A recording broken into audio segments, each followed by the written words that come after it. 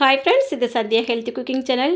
இன்றைக்கி இந்த வீடியோ பார்த்தீங்கன்னா எடுத்து வச்சு ஒரு வாரம் ஆச்சுங்க. ஆனால் இப்போ தான் எடிட் பண்ணுறதுக்கு எனக்கு டைம் கிடச்சி. நான் ரொம்ப பிஸி. இப்போ கொஞ்சம் வேலை அதிகமாக போயிட்டுருக்கு. இது போன சண்டே அன்னைக்கு எடுத்தது. காலையிலே பார்த்தீங்கன்னா நம்ம வீட்டில் இதுதான் காலையிலே டிஃபன். எப்போவுமே இட்லி தோசை அப்படின்ட்டு ஒரே மாதிரி சாப்பிட்றதுக்கு இந்த கிழங்கு வச்சு மீன் குழம்பு வச்சு சாப்பிட ரொம்ப ஆசையாக இருந்தது. ஏன்னா ரொம்ப நாள் ஆகிட்டு இந்த மாதிரி சாப்பிட்டு. அதனால் வாங்கிட்டு வந்திருந்த கிழங்கு இருந்தது. அதை காலையிலே வந்து கட் பண்ணி தோலெல்லாம் எடுத்துட்டு இதை வந்து ஒரு பக்கம் வேக வச்சுட்டேன். ஒரு பக்கத்தில் வந்து நம்ம வீட்டில் இது சனிக்கிழமை வாங்கிட்டு வந்திருந்த மீன் வந்து ஃப்ரிட்ஜில் இருந்தது. சால மீன் தான், நல்ல மீன் தான், ஐஸ் போடாதது தான் வாங்கிட்டு வந்திருந்தேன். அதை அப்படியே வந்து ஃப்ரிட்ஜில் வச்சுருந்தேன். அந்த மீனையும் காலையிலே குழம்பு வச்சுட்டு அதுக்கப்புறமா கிழங்கு இருக்கு இல்லையா, கிழங்கு வேக வச்சு சாப்பிட்டுடலாம். ரொம்ப நாள் ஆச்சு இந்த மாதிரி சாப்பிட்டு அப்படின்ட்டு காலையில் ரெடி பண்ணிகிட்ருக்கேன். ஆனால் எங்கள் வீட்டில் ஒரே ஒரு ஆளுக்கு மட்டும் இந்த மாதிரி வச்சு கொடுத்தா பிடிக்காது. அதனால் காலையில் நான் என்ன பண்ணேன் அப்படின்னா, கையோட சோறும் ஒரு பக்கத்தில் வச்சுட்டேன். வேணும்னா கிழங்கு சாப்பிடட்டும், அப்படி இல்லைன்னா சோறு சாப்பிட்டுடட்டும் அப்படின்ட்டு. நானும் சின்ன மகளும் மட்டும் கிழங்கு நல்லா சாப்பிடுவோம். அதனால் 2 பேருக்கும் ரெடி பண்ணிடலாம் அப்படின்ட்டு எடுத்து வச்சுட்ருக்கேன். இந்த கிழங்கெல்லாம் இந்த மாதிரி துண்டு துண்டாக கட் பண்ணிவிட்டு தோலெல்லாம் உரிச்சிட்டு நல்லா தண்ணியில் போட்டு அலசிடணும். இதை கிழங்கு வந்து பச்சையாக சாப்பிட்டாலும் பிரச்சனை தான். அதில் வந்து அந்த மாவு சத்து மாதிரி இருக்குது பாருங்கள், என்னென்னு சரியாக சொல்ல தெரியலை.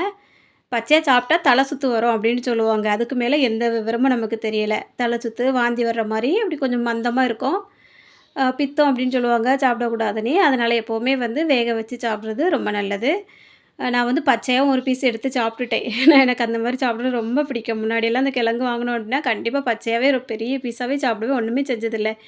இப்போலாம் பார்த்திங்கன்னா நம்ம உடம்பு ரொம்பவே வித்தியாசமாக மாறிப்போச்சு. உடம்புக்கு ஏற்ற மாதிரி தான் நம்ம சாப்பிட வேண்டியது இருக்குது. இப்போ வந்து கிழங்கு வேக போட்டாச்சு. மீன் குழம்பு வைக்கிறதுக்காக மீனும் ஃப்ரிட்ஜிலேருந்து எடுத்துக்கொண்டு தண்ணியில் போட்டுட்டேன். அது ஊறிட்டு இருக்க டைமில் தேங்காய் துருவி, சின்ன வெங்காயம் கொஞ்சம் ஒரு கை நிறைய உரித்து கட் பண்ணி வச்சுருக்கேன்.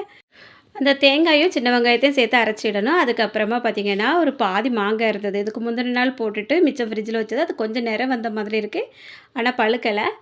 அந்த மாங்காய், அதுக்கப்புறமா ஒரு முருங்கைக்காய், கொஞ்சமாக ஒரு 4, 5 பச்சை மிளகாய் எடுத்து வச்சுருப்பேன், ஒரு தக்காளி, இதை எல்லாமே கட் பண்ணி எடுத்து வச்சுருக்கேன்.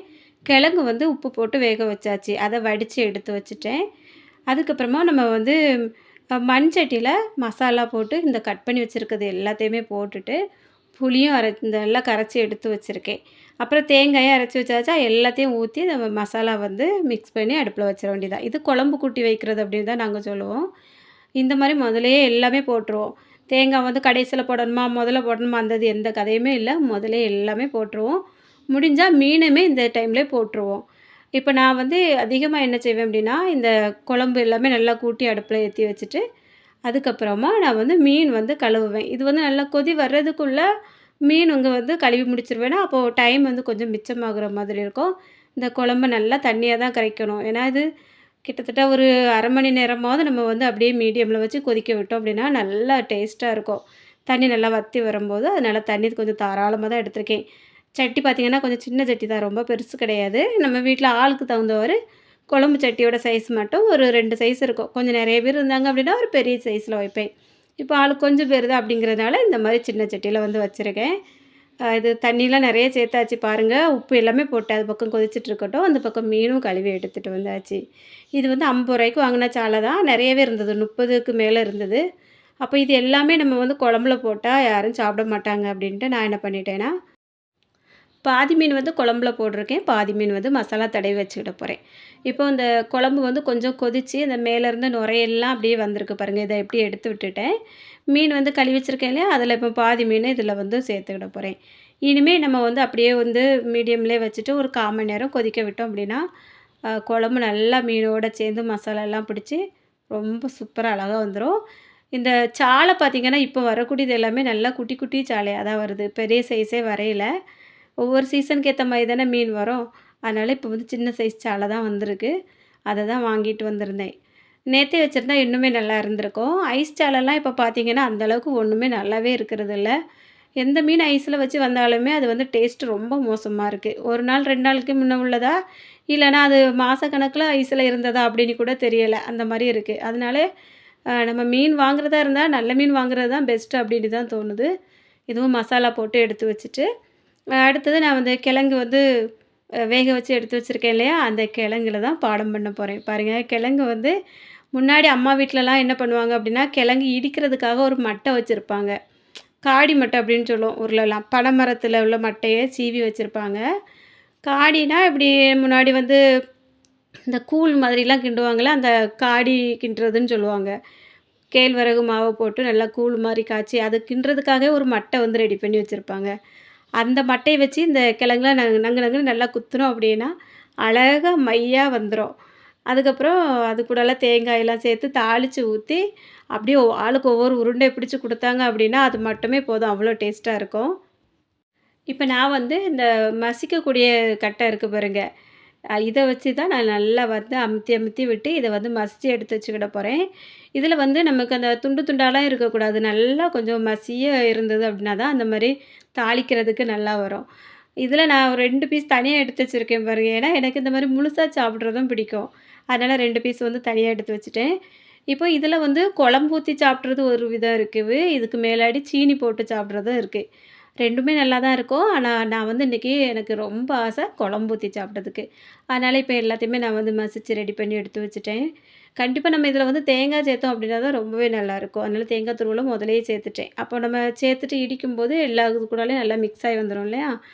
இப்போ இப்படியே கூட சாப்பிட்டுடலாம். ஆனா, இதுக்கு மேல ஒரு தாளிப்பு சேர்த்து, அந்த வத்தல் எல்லாம் போட்டு தாளிச்சுட்டு, அத கடைசில சாப்பிடும்போது அது ஒரு கடி வத்தலும் சேர்த்து கடிச்சு சாப்பிட்டோம் அப்படின்னா ரொம்ப நல்லாயிருக்கும். அதுக்காக தான் நான் வந்து இன்னைக்கு இந்த மாரிலாம் செஞ்சுட்டுருக்கேன். அப்படி இல்லன்னா இந்த அளவுக்கு ரொம்ப பார்த்து பார்த்து செய்ய மாட்டேன்.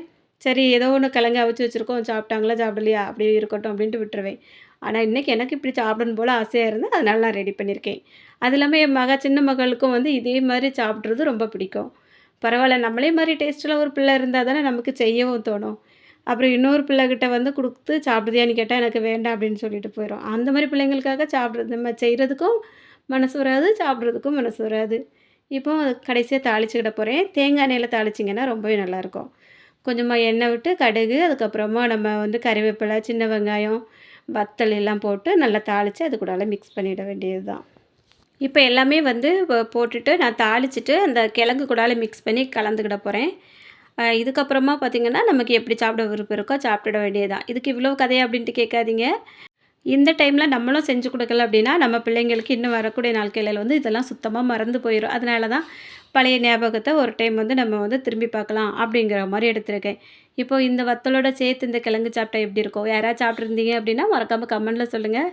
ஒருவேளை நீங்க இதே மாரி செஞ்சு சாப்பிட்டதில்ல அப்படின்னா, ஒரு டைம் செஞ்சு பார்த்துட்டு எப்படி இருக்கு அப்படிங்கிறதையும் கமெண்ட்ல சொல்லுங்க. இப்போ பாருங்க மீன் குழம்பு நல்லா சூப்பரா ரெடி ஆயிட்டு, மாங்காய், முருங்கக்காய், தக்காளி, அந்த பச்சை மிளகாய் எல்லாமே எடுத்து மீனு அது கூட சேர்த்து எடுத்து இந்த கிழங்குல ஊத்தி நம்ம சாப்பிட்டோன்னு வைங்களேன், அப்படியே மணக்க மணக்க சூப்பரா இருக்கும்.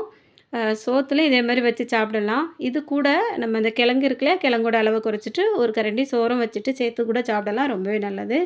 யாருக்கெல்லாம் பிடிக்கும் அப்படிங்கிறவங்க மறக்காம கமெண்ட்ல சொல்லிட்டு, நீங்க இப்ப தான் நம்ம சேனல புதுசா பார்க்குறீங்க அப்படின்னா, அப்படியே சப்ஸ்கிரைப் பண்ணிட்டு பக்கத்துல இருக்க பெல் பட்டனையும் ஆன் பண்ணிருங்க. அவ்வளோதாங்க நான் சாப்பிட போறேன். ரொம்ப நாளைக்கு முன்னாடியே எடுத்து வச்ச வீடியோ இன்னைக்கு தான் அப்லோட் பண்ற மாரி வாய்ப்பு கிடைச்சது. இனி வரக்கூடிய நாட்கள்ல தொடர்ந்து நம்ம வந்து கிச்சன் வீடியோக்களும் பார்க்கலாம். இப்ப நான் அந்த கிழங்கெல்லாம் நல்லா மிக்ஸ் பண்ணி சாப்பிட்டுட போறேன். அவ்வளோதாங்க. இன்னைக்கு இந்த வீடியோ பிடிச்சிருக்கும் நினைக்கிறேன். பிடிச்சிருந்தா மறக்காம லைக் பண்ணிட்டு, அப்படியே சப்ஸ்கிரைபும் பண்ணிக்கோங்க. இதுவரைக்கும் இந்த வீடியோ பொறுமையா பார்த்த எல்லாருக்கும் ரொம்ப ரொம்ப நன்றி. வணக்கம்.